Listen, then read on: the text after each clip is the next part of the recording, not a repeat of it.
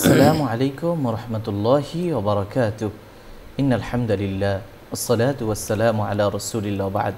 সম্মানিত দর্শক শ্রোতা, কাছে দূরে, দেশে কিংবা প্রবাসে যে যেখান থেকে আমাদের দেখছেন শুনছেন, সবাইকে জানাই আন্তরিক শুভেচ্ছা ও অভিনন্দন। প্রিয় দর্শক শ্রোতা, আপনারা জানেন এই অনুষ্ঠানে প্রতিদিন কোরআন সুন্নাহর আলোকে ইসলামের জীবন ঘনিষ্ঠ বিষয়গুলো নিয়ে আলোচনা করা হয়ে থাকে। আলোচনা করেন দেশের প্রাজ্ঞ অভিজ্ঞ ইসলামিক স্কলাররা। সেই ধারাবাহিকতায় আজও আমরা আমন্ত্রণ জানিয়েছি দেশের একজন বিশিষ্ট ইসলামী চিন্তাবিদকে। আজ আমাদের সঙ্গে যোগ দিয়েছেন বিশিষ্ট লেখক, গবেষক, টঙ্গী আন-নূর জামে মসজিদের সম্মানিত খতিব শেখ আলী হাসান তৈয়ব।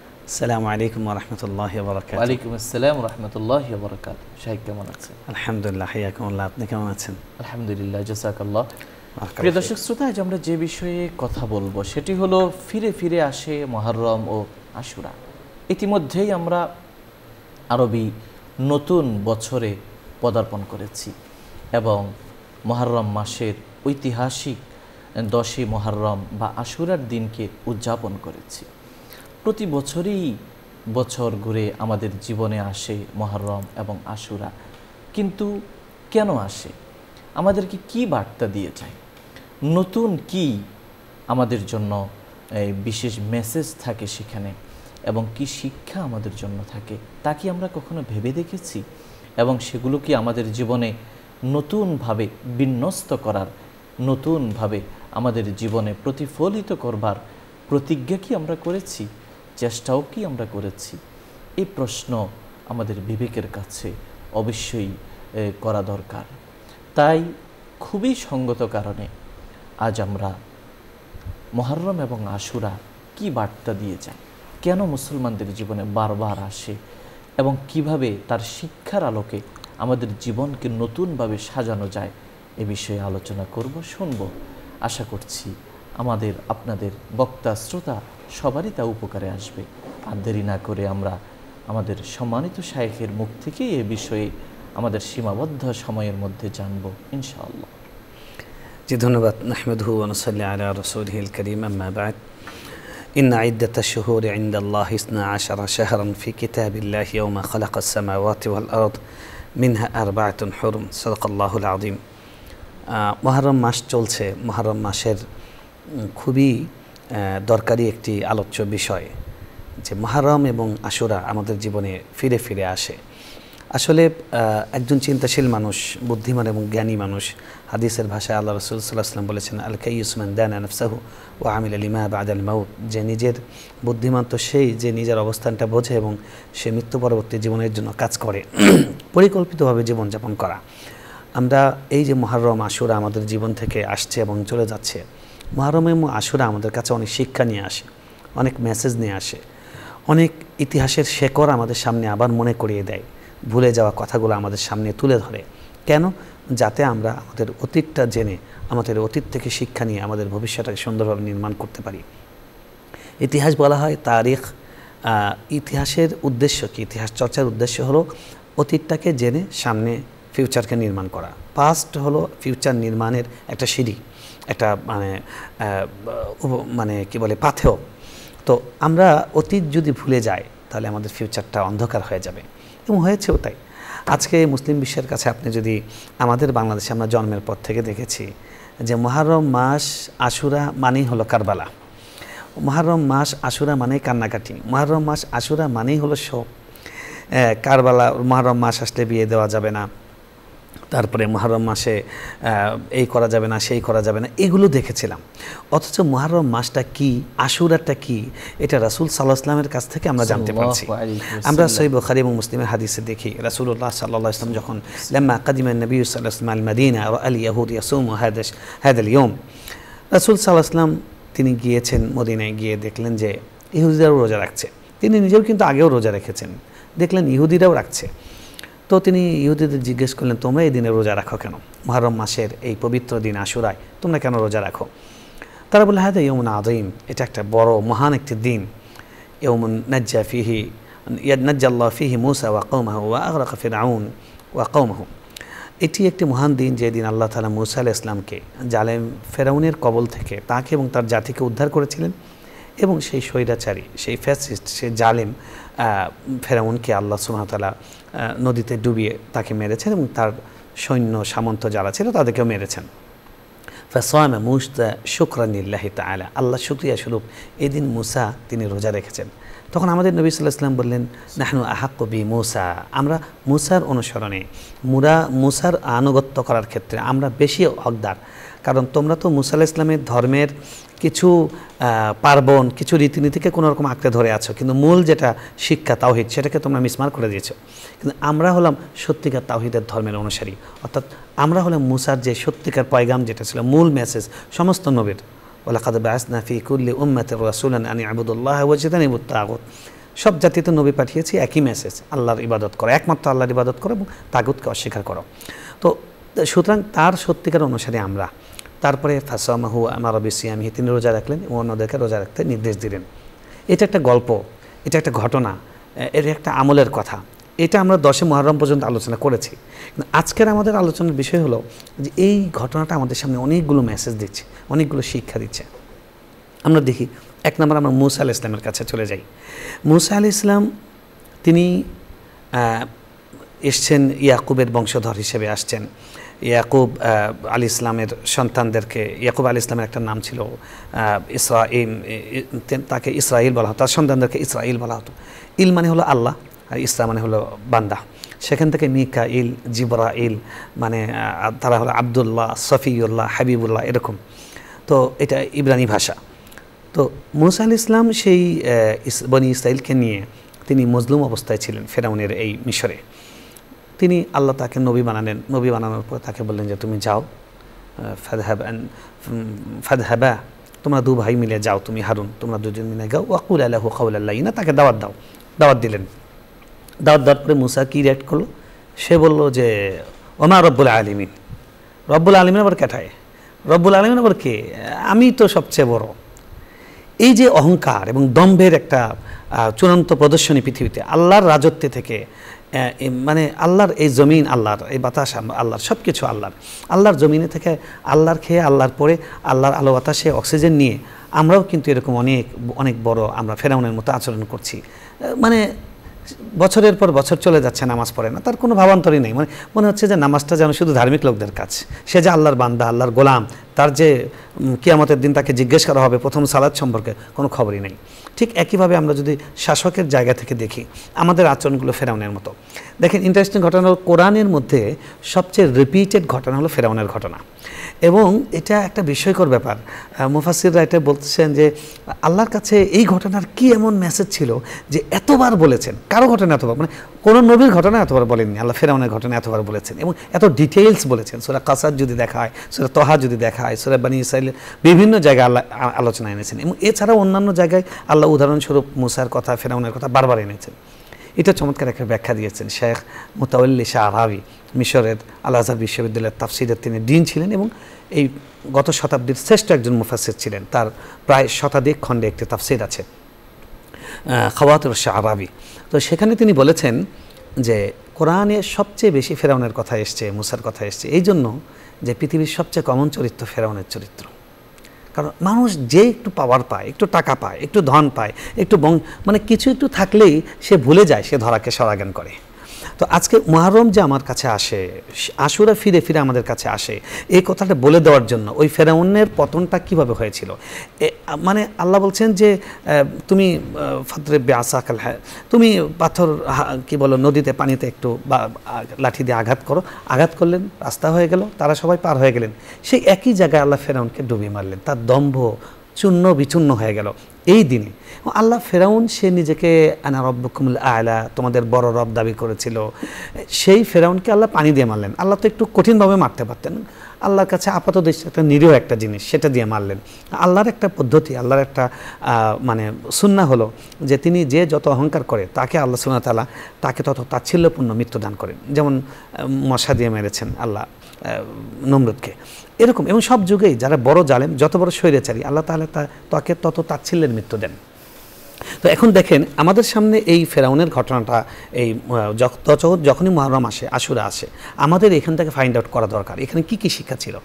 দেখেন ফেরাউন সে মুসা আলাইহিস সালামের সঙ্গে অহংকার করেছে, আর মুসা আলাইহিস সালামের কাছ থেকে আমাদের শিক্ষা আছে, আমরা যারা ইসলাম চর্চা করি, ইসলামের কথা বলে দাঈ আল্লাহ, আল্লাহ বলছেন যে তোমরা যাও ফেরাউনের কাছে যাও, ওয়াকুলা লাহু কাওলাল লাইয়িনা, তো তোমরা গিয়ে ফেরাউনের সাথে নরম কথা বলো।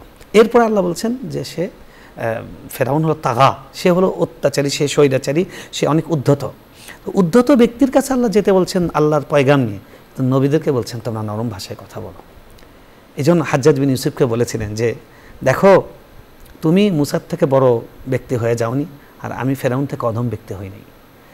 ফেরাউনের মতো নিকৃষ্ট ব্যক্তির কাছে এবং আল্লাহর দুজন নবীকে আল্লাহ পাঠাচ্ছেন, বলছেন নরম ভাষায় কথা বলো। মানুষকে আমরা যখন ভালো কথা বলি অনেক সময় রূঢ় ভাষায় বলি, এটা ঠিক নয়। মানুষকে খুব সফট ভাষায়, নরম ভাষায়, কোমল ভাষায় বলা দরকার। আল্লাহর কথা, ভালো কথা মানুষকে নম্র ভাষায় কথা বলা দরকার। আমার জানা আয়েশাকে আমাদের রাসূল সাল্লাল্লাহু আলাইহি ওয়াসাল্লাম বলেছেন, ইয়া আয়েশা ইন্নার রিফকা লা ইয়াকুনু ফি শাইইন ইল্লা জানাহু, যে কোনো জায়গায় নম্রতা কোমলতা যদি থাকে সেটা সৌন্দর্য কেবল বাড়িয়ে দেয়। ওয়ালা ইউনজাউ মিন শাইইন ইল্লা শানাহু, আর যেখান থেকেই কোমলতা নম্রতা তুলে নেওয়া হয় সেটার গুণ সেটাকে দোষযুক্ত করে। আজকে আমাদের যারা লিডার আছেন, রাষ্ট্রের leader, political leader, faith leader এবং শিক্ষক আছেন, অভিভাবক আছেন, আমাদের প্রত্যেকের এখান থেকে শিক্ষা আছে যে আমাদের ভাষাটা কোমল হওয়া দরকার, রূঢ় ভাষা নয়। সুন্দর কথা বলে না বাংলায় যে করলার মতো একটা তিতা জিনিস, এটাকেও যখন প্রসেসিং করে এটা খেতে খুব মজা লাগে, এটা দামি খাবার হয়ে যায়। কিন্তু করলাকে যদি সরাসরি কেউ খেতে নেয় সে খেতে পারবে না, বমি করে দিবে। তো তিতা কথাটাও আমাদেরকে মিঠা করে বলতে হবে, মিঠা করে বলতে হবে।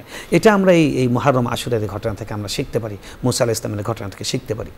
একই সঙ্গে আপনি দেখেন যে মুসার কাছে ঘটনা যখন উনি বললেন, ফেরাউন কিন্তু বুঝেছিল যে আল্লাহ তো আছেন, কিন্তু বোঝার পরেও সে শুধুমাত্র তার ক্ষমতার দম্ভ এবং মানুষের কাছে তার নেতৃত্বের গুরুত্ব কমে যাবে এই লোভে, এই আশঙ্কায় সে সত্যটা গ্রহণ করেনি।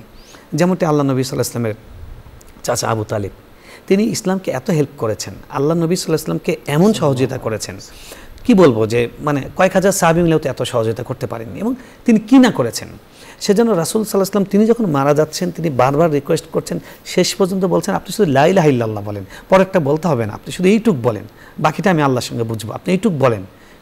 তিনি বলতে চাচ্ছিলেন, কিন্তু সঙ্গীদের দিকে তাকিয়ে যে না, আমি আমার বাপদা আলা মিল্লাতি ইব্রাহিম আবিনা, আমাদের বাপদাদার ধর্মের উপরে। এই যে মক্কার আবু জেহেল, তারা সবাই জানতো আমাদের নবী সাল্লাল্লাহু আলাইহি ওয়াসাল্লাম সত্য নবী, তারপরেও তারা ইসলাম গ্রহণ করেন।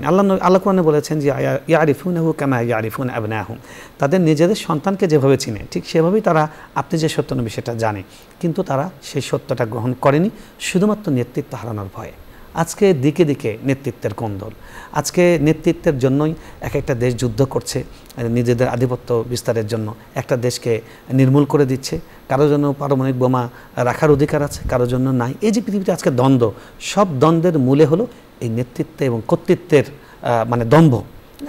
এটা আমরা ফেরাউনের ঘটনা আমাদের সামনে তুলে ধরে যে এটা খুবই ক্ষণস্থায়ী এবং এটা খুবই মানে ক্ষয়িষ্ণু, এটার এক পয়সা মূল্য নেই। আল্লাহ সুবহানাহু ওয়া তাআলা যে কোনো মতো মানুষকে শেষ করে দিতে পারেন।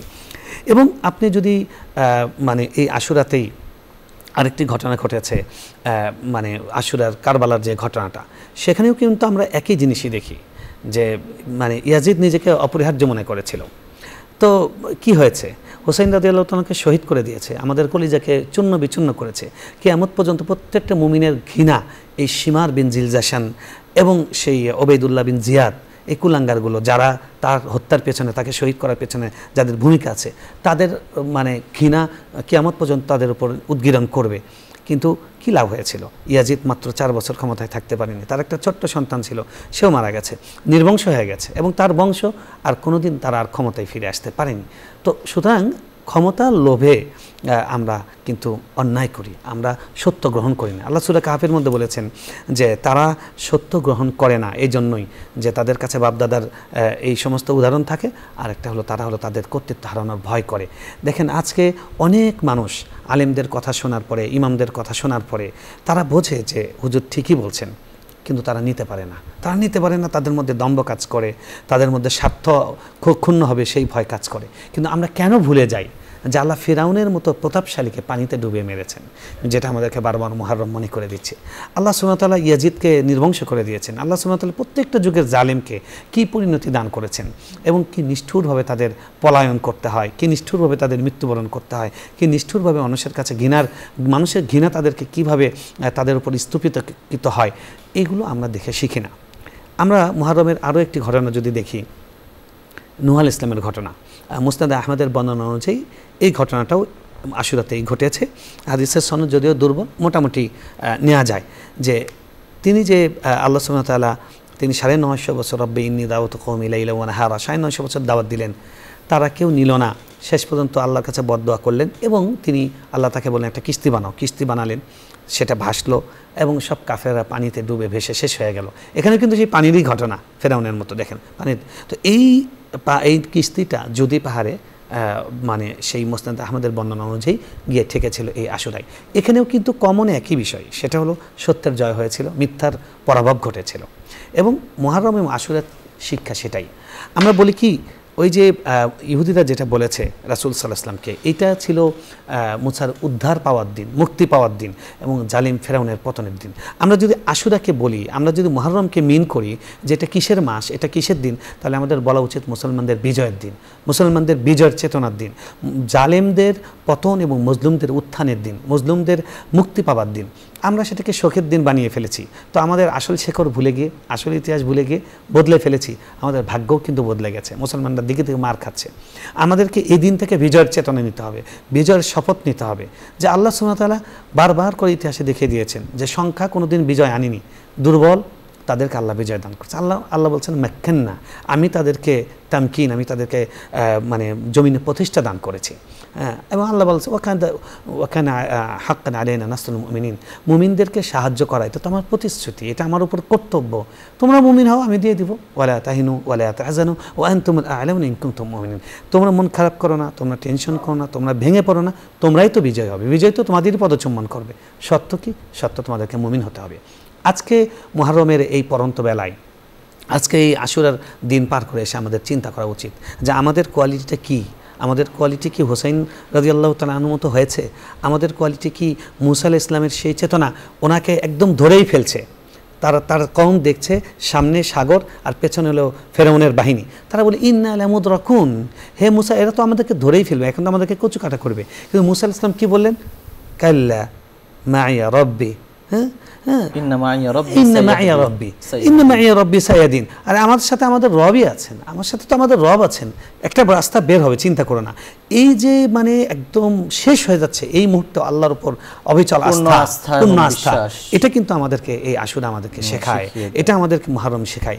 দেখেন ঠিক আমাদের নবী সাল্লাল্লাহু আলাইহি সাল্লাম তিনি যে একই রকম বাক্য, তারা তো ভাই, নবীরা সব ভাই, আল্লাহতি ভাই। তিনি যখন হেরা গুহায় কি বলে গাড়ে সৌরে যখন আশ্রয় নিয়েছেন এবং আবু বকর রাদিয়াল্লাহু তাআলা দেখছেন যে উপর থেকে দেখা যাচ্ছে মুশরিকরা আল্লাহর নবীকে ধারালো তরবারি নিয়ে হন্যে হয়ে খুঁজছে, দেখা যাচ্ছে শুধু নিচে তাকালেই দেখবে এবং খোঁচা দিলে শেষ। তখন তিনি টেনশন করছিলেন। রাসূল সাল্লাল্লাহু আলাইহি ওয়াসাল্লাম বললেন লা তাহজান ইন্নাল্লাহা মা'ানা। মুসা আলাইহিস সালাম বলছেন মাইয়া রব্বি, আমার সাথে আমার রব আছে। আর রাসূল সাল্লাল্লাহু আলাইহি ওয়াসাল্লাম এখানে যেহেতু তারা দুজন বলছেন আমাদের সাথে আমাদের রব আছে।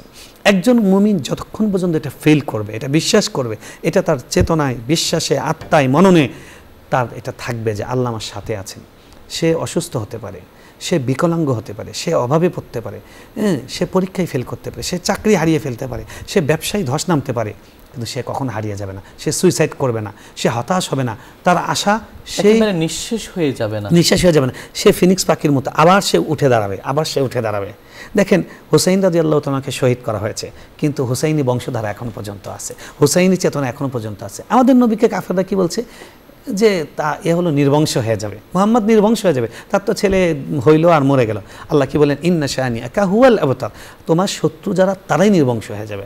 আজকে পৃথিবীতে একজন পাওয়া যাবে না আবু জাহেলের বংশধর দাবি করে, একজন মানুষ পাওয়া যাবে না আবুল আহাবের বংশধর দাবি করে, উতবা সাহেবের বংশধর দাবি করে, কিন্তু এটাকে দাবি করার কোনো লোক পাওয়া যাবে না। কিন্তু সাহাবায়ে কেরাম যারা সত্যের মশালধারী ছিলেন তাদের বংশের লোকেরা আছে, তাদেরকে মানুষ স্মরণ করছে, তাদেরকে ফলো করছে। আপনি চিন্তা করেন যে শুধু পৃথিবীর একজন মানুষ তাকে কিভাবে মানুষ অনুসরণ করে, যে শুনেছে তিনি কদু পছন্দ করতেন, তারা কদু খায়, শুনেছে তিনি রোজা রাখতেন, তারা এদিন রোজা রাখে, শুনেছে তিনি এটা করতেন না, এটা করে না। এই যে ভালোবাসা, এই যে আনুগত্য, এই যে ভক্তি ও ভালোবাসার মানে অপূর্ব উপমা, এটা শুধু মুহাম্মদুর রাসূলুল্লাহ সাল্লাল্লাহু আলাইহি ওয়াসাল্লামের ক্ষেত্রে দেখা যায়। এই আমরা যে আলোচনা করছি ফিরে ফিরে আসে মুহররম ও আশুরা। এই মুহররম হলো আরবি হিজরি নববর্ষের প্রথম মাস। তো এর সঙ্গে হিজরতের ঐতিহাসিক স্মৃতি বিজড়িত ঘটনা রয়েছে। তো হিজরত থেকেই আসলে কেন এই মাসটাকে শুরু করা হলো, সুন্দর বিষয়টা জাযাকাল্লাহ, সুন্দর একটি পয়েন্ট এনেছেন যে আলী রাদিয়াল্লাহু তাআলা আনহু এবং অন্যান্য সাহাবীরা পরামর্শে বসছেন। আবু মুসা আশআরী রাদিয়াল্লাহু তাআলা আনহু চিঠি লেখার পরে যে আমাদের একটা নিজস্ব পঞ্জিকা, আমাদের একটা ক্যালেন্ডার হওয়া দরকার। ওমর রাদিয়াল্লাহু তাআলা বললেন, খুব ভালো কথা, আমরা বসি, আমরা আলাপ করি। তো সিনিয়র সাহাবীরা আছেন, এক একজন এক এক পরামর্শ দিচ্ছেন। কেউ পরামর্শ দিলেন আল্লাহ নবী সাল্লাল্লাহু আলাইহি ওয়াসাল্লামের জন্ম হয়েছিল যেদিন, সেদিন থেকে আমরা বর্ষ গণনা শুরু করি। কেউ বললেন যে ওনার যেদিন মৃত্যু হয়েছিল সেদিন থেকে, কেউ বলল যে উনি যেদিন নবুয়ত পেয়েছেন সেদিন থেকে। তো ওমর রাদিয়াল্লাহু তাআলা বিভিন্ন যুক্তি দিয়ে সেগুলোকে খারিজ করে দিলেন। আলী রাদিয়াল্লাহু তাআলা আনহু বললেন যে হিজরত থেকে গণনা করুন। ওমর রাদিয়াল্লাহু তাআলা বললেন আল আন, আপনি পারফেক্ট পরামর্শ দিয়েছেন, হিজরত থেকে আমরা গণনা শুরু করব, আমাদের বর্ষকে ধরবো, আমাদের ক্যালেন্ডারকে আমরা ধরবো, যাতে হিজরি সাল এই কথাটা হিজরত আমাদেরকে ঘুরে ঘুরে ফিরে ফিরে আমাদের সামনে আসে, যেন মানুষ সবসময় অনুভূতিতে রাখে যে আমরা 13টি বছর মজলুম ছিলাম, নিষ্পেষিত ছিলাম, আমাদের ডাকে গুটি কয় মানুষ সাড়া দিয়েছিল, কিন্তু শুধুমাত্র একটু আল্লাহর জন্য কুরবানি করলো, একটু তারা দেশ মাতৃকা, তাদের ধন সম্পদ পরিবার সব রেখে চলে আসলো, আল্লাহ তাআলা তাদেরকে মাক্কান্না লাহুম ফিল আরদ, আল্লাহ তাআলা তাদেরকে একদম সব কিছু ফিরে দিলেন, আল্লাহ তাআলা তাদেরকে রাষ্ট্র ক্ষমতা দিলেন এবং তারা শান্তির একটা পৃথিবীতে আলোয় গড়ে তুললেন এবং মদিনা রাষ্ট্র হলো। হিজরত হলো, উনি বললেন, মানবতার ইতিহাসের টার্নিং পয়েন্ট। এবং রাসূল সাল্লাল্লাহু আলাইহি ওয়াসাল্লাম যেই বিপ্লব নিয়ে এসেছিলেন, লিইয়ুযহিরাহু আলা দ্বীনি কুল্লি, যে সব কিছুর উপরে আপনি এটাকে তুলে ধরবেন, লিতাকুনা কালিমাতুল্লাহি হিয়াল উলিয়া, আল্লাহর কালিমাই সবার উপরে থাকবে।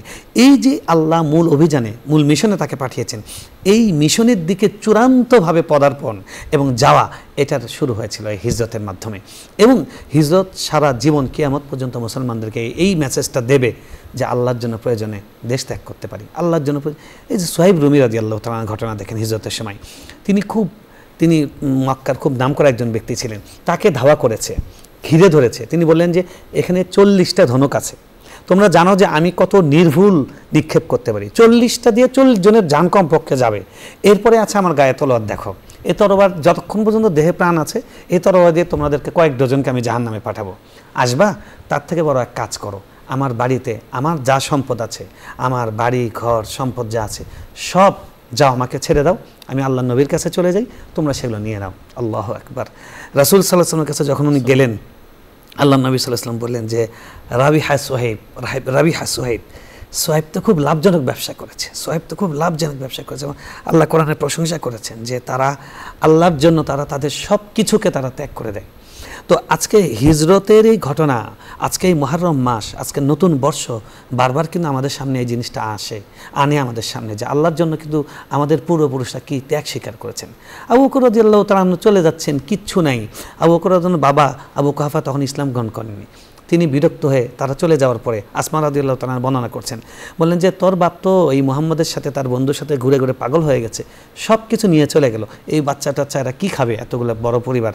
তখন আসমা রাদিয়াল্লাহু তাআলা আনহা তিনি বললেন যে দাদু, তার চোখে তখন দেখতে পেতেন না, কয়েকটা ছোট ছোট পাথরের নুড়ি যেখানে তিনি টাকা পয়সা রাখতেন ওখানে রেখে ওটার পর কাপড় দিয়ে বললেন, দেখেন দাদু, উনি রেখে গেছেন। তো তিনি সবকিছু নিয়ে চলে গেছেন আল্লাহ নবীর জন্য। কিভাবে তারা হিজরতটা মুসলমানদের জীবনে একটি টার্নিং পয়েন্ট, একটা টার্নিং পয়েন্ট। সর্ব অবস্থায় যে কোনো কিছু আল্লাহর সন্তুষ্টির জন্য ত্যাগ করার মানসিকতা এটা আমাদের থাকতে, এবং এটা ছাড়া মুসলমান হওয়া যাবে না। এবং একজন মুমিনের জীবনে এই সময়টা আসবেই যে আল্লাহর জন্য তাকে কিছু স্যাক্রিফাইস করতে হবে। শুকরিয়া, আপনি আমাদের বলছিলেন ফিরে ফিরে আসে মুহররম ও আশুরা।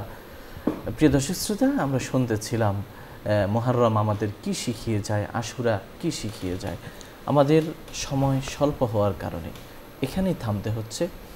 আসুন এই মুহূর্তে আমরা সংক্ষিপ্ত মোনাজাতে অংশগ্রহণ করি, রব্বুল আলামিনের কাছে দোয়া করি আল্লাহ যেন আমাদের জীবনকে প্রকৃত মুসলমানের জীবন হিসাবে কবুল করেন এবং তিনি যেন আমাদের আশুরা মুহররমের চেতনায় উজ্জীবিত হওয়ার তৌফিক নসিব করেন। আমিন। আলহামদুলিল্লাহি রাব্বিল আলামিন, ওয়াসসালাতু ওয়াসসালামু আলা আশরাফিল আমবিয়াই ওয়াল মুরসালিন আমিন। ওয়া আলা আলিহি ওয়া সাহবিহি আজমাইন। আল্লাহুম্মা লাকাল হামদ কামা ইয়ানবাগি লিজালালি ওয়াজহিকা ওয়া আযীমি সুলতানিক। সুবহানাল্লাহ ওয়া বিহামদিহি সুবহানাল্লাহিল আযীম। ربنا اغفر لنا ولإخواننا الذين سبقونا بالإيمان ولا تجعل في قلوبنا غلا للذين آمنوا ربنا إنك رؤوف رحيم اللهم إنا نسألك الهدى والتقى والعفاف والغنى يا رب العالمين। আয় আল্লাহ, এই পবিত্র মুহররম মাসে আয় আল্লাহ হিজরত সম্পর্কে, আশুরা সম্পর্কে, আপনার প্রিয় নবী রাসূল নূহ আলাইহিস সালাম, মূসা আলাইহিস সালাম এবং তাদের সম্প্রদায় সম্পর্কে যে আলোচনা করেছি, যে ঈমান দীপ্ত দাস্তানের কথা আমরা তুলে ধরেছি, বক্তা এবং শ্রোতা সবাইকে আমল করার তৌফিক নসিব করুন। আমাদের অন্তরকে ঈমানী চেতনায় উজ্জীবিত করে দিন, আমাদের ঈমানকে আরও মজবুত করে দিন, ঈমানী শক্তিকে বৃদ্ধি করে দিন, বেশি বেশি নেক কাজের সৌভাগ্য নসিব করুন। আল্লাহ, আপনার পক্ষ থেকে নেক আমলের তৌফিক দান করুন। আমাদের জীবনের গুনাহ খাতা পাপরাশি আপনি ক্ষমা করে দিন। সগীরা কবিরা, জানা অজানা, ইচ্ছা অনিচ্ছায়, প্রকাশ্যে গোপনে, দিনে রাতে, আলোতে অন্ধকারে করে গুনাহগুলো আপনি মাফ করে দিন। আমাদের মা বাবাকে ক্ষমা করে দিন, আমাদের পূর্বপুরুষকে ক্ষমা করে দিন। আল্লাহ, কোনো না কোনোভাবে যাদের সঙ্গে আমাদের আত্মীয়তা আছে, কোনো না কোনোভাবে যাদের সঙ্গে আমাদের পরিচিতি আছে, কোনো না কোনোভাবে যাদের হক আমাদের উপর আছে, আল্লাহ সবাইকে ক্ষমা করে দিন। আল্লাহ, সবাইকে আপনি উত্তরোত্তর জীবনে উন্নতি দান করুন। যারা ইন্তেকাল করেছেন আল্লাহ, তাদেরকে তা কিয়ামত কবরের আযাব থেকে পরিত্রাণ দিয়ে দিন। রব্বুল আলামিন, আপনি আমাদের জীবনকে সুখ সমৃদ্ধিতে ভরপুর করে দিন। জীবনের পরতে পরতে প্রতিটি ধাপে ধাপে পদক্ষেপে উন্নতি দান করুন। রিজিকের প্রশস্ততা নসিব করুন, হায়াতে বরকত দান করুন। কঠিন দুরারোগ্য ব্যাধি থেকে আপনি আমাদেরকে রক্ষা করুন। ইয়া রাব্বাল আলামিন, মহামারী অতিমারি থেকে, খোদাই গজব থেকে, আসমানি জমিনি বালা মুসিবত থেকে আপনি হেফাজত করুন। অতর্কিত মৃত্যু থেকে, অপঘাতে আঘাত থেকে, আয় আল্লাহ অপঘাতে মৃত্যু থেকে, অতর্কিত বিপদ থেকে আমাদেরকে হেফাজত করুন।